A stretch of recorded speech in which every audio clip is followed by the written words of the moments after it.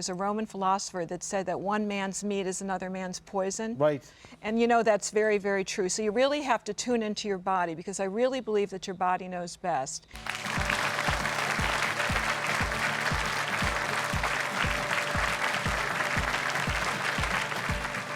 Welcome back. You're watching the Dr. Nandi Show. Having a lot of fun today. Now, we're looking at what we should put on our plates for the sake of our health. And I'm delighted to introduce you now to one of the world's most foremost experts in functional and integrative medicine. She's written 30 books about diet and lifestyle, and the latest is about radical metabolism. The Cancer Control Society recently presented her with a humanitarian award. Please welcome Anne-Louise Kittleman. Thank you so much for joining us. Congratulations on that award, too. Thank you. I'm thrilled to be here. Yeah, it's our pleasure. So we've heard a ton about diets during the show. Now, how do you find a diet, quote unquote? I don't like that word to begin with, I'll tell you my bias. But how do you find a diet that works for you?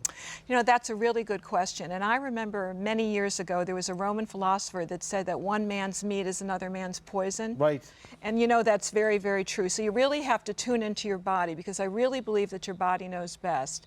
Now, having said that, I think that fat is where it's at. We need a higher fat diet, the good fats, the healthy fats, the plant-based fats, maybe the olive oil, a little bit of coconut oil, even some avocado oil, and avocados thrown into your salad as well as walnuts. We have to reduce the sugar, and we have to really get those friendly carbohydrates back into the diet, whether that's sweet potato yams or a little bit of squash. I don't think you should really omit any particular food group unless there's a designated allergy or food sensitivity, and that would go for your wheat, and that would go for your dairy, and that would certainly go for sugar. And so here's the thing, you know, we're talking about everywhere you see people say, well, I avoid gluten and now I'm healthy, or I avoid all, you know, dairy products and I'm healthy. And I don't ascribe to that, and it doesn't sound like you do either. Not long term. You can do an elimination diet to figure out whether in fact these food allergies are fixed food allergies, but not long term, because your body needs a little bit of everything. You need the right kind of protein, you need the right kind of fats, and I really think that fats are where it's at, which I mentioned previously. And God forbid, if there's an issue with cancer or Alzheimer's or even diabetes, then you'd be looking at a more stringent diet like the keto diet that one of your guests had spoken about. We all have to get back into the kitchen though, Dr. Nandi. That's really what the secret is. And we do, you know, our whole family cooks, and I think that that's the problem, that most of America feels like they have to go somewhere or drive through somewhere to get the food because they just don't want to take the time to cook. And I tell people, just stop looking at the phone and do something with your family. It's such an easy way to do it. But talk to me about, you know, we had a previous guest talk about a ketogenic diet, and so many people were jumping on that bandwagon. I don't believe that if you restrict any food group and then take another food group to excess, really works long term.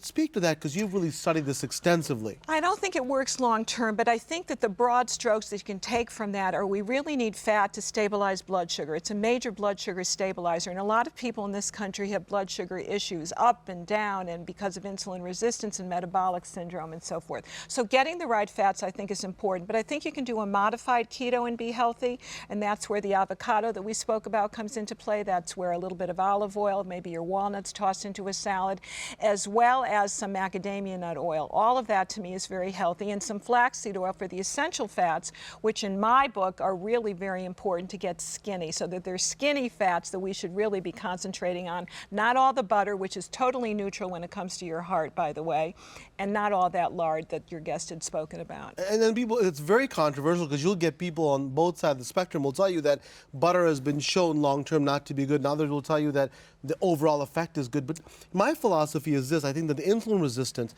and the problem that Americans have is because of the simple sugars that are basically given overtly, but also it's sneaking into our food. Speak to that, please, because so many people say, well, I don't see sugar in my food. Why do you tell me I have sugar? How can they figure out how you sneak the sugar in? Well, anything with OSC is a sugar. It's kind of a sugar element. Right. You got to be careful with that, but you got to be careful with those sugar alcohols as well. Some of the artificial sweeteners that your body sometimes doesn't know is a sugar alcohol and thinks that it's real sugar. So we've got a sugar issue, not a fat issue in this country. And I think it's also important, as one of your previous guests had discussed, that you become a food detective. Yes. You got to read and see what the first 5 to 7 ingredients are, and that's really what's very key. So you know what you're putting into this precious temple that we have. It's the only one we have, and so people say, well, you know, I'd love to know what you put in your grocery cart when you go shopping? It would be great to find out what you put in your grocery cart. Good question. So what do I put in my grocery cart? I love the herbs and spices. I like the Yes. turmeric, and I like rosemary, sage, parsley, and thyme. I don't think the song goes quite like that. It's close. But you know, it's close enough. I love any of those herbs and spices. They're very high in antioxidants, exceedingly so. And so I use them when I'm grilling. I use a lot of rosemary and chicken and lamb because I do eat meat and I do eat fairly moderate protein.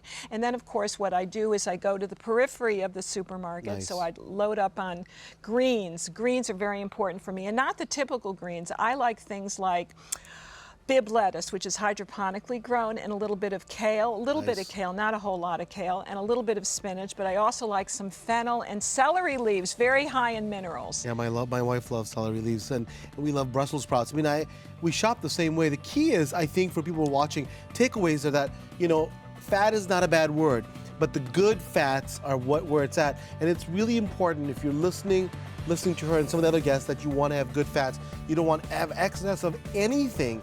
You want to have things in moderation. And the thing is, you can enjoy your life and enjoy your food and still get all of your goals met. Thank you so much. It's been super helpful. Thank you. Wonderful honor for us. And thank you to all of our guests today. When we come back, we'll have Partha's prescriptions. Please stay with us.